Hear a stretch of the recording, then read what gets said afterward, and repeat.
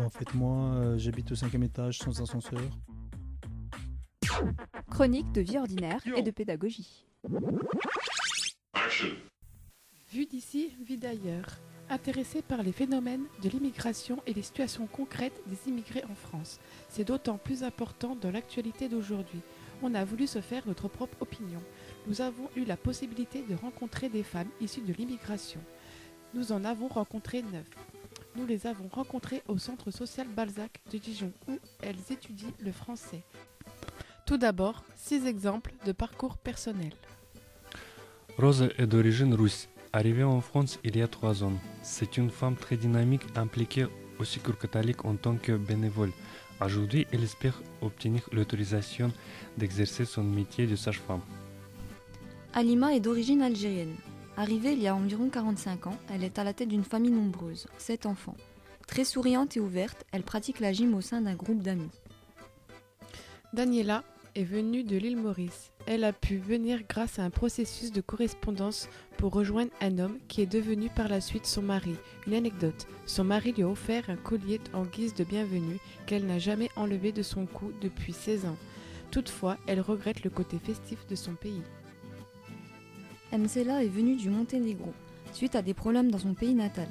Avec son mari, elle a fondé une famille de 3 enfants. C'est une femme réservée mais dotée d'une forte personnalité. Elle trouve que les fêtes religieuses ne sont pas assez mises en valeur en France. Sanait est érythréenne. Mariée, elle a 2 enfants. Son mari travaille au Lavomatique. Exilée politique, elle est arrivée en bateau. Ses problèmes de langue l'empêchent pour l'instant de pouvoir travailler. Yamina est une Algérienne. Elle est arrivée en France en 2002 grâce au regroupement familial. Son mari est français d'origine algérienne. Elle a 4 enfants.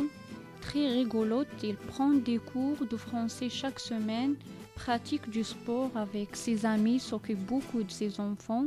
Elle aime beaucoup la France. Toutes ces personnes rencontrées sont désormais plus libres dans leur choix, prennent confiance en elles.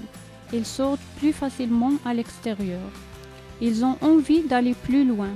Leur demande d'apprendre le français est personnelle. Ils se projettent et ils sont motivés plus participants au cours. Alors nous avons vécu une expérience très enrichissante.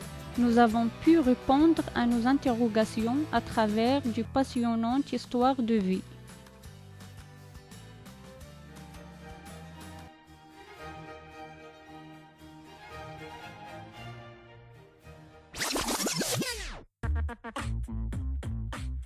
En fait, moi, j'habite au 5e étage sans ascenseur.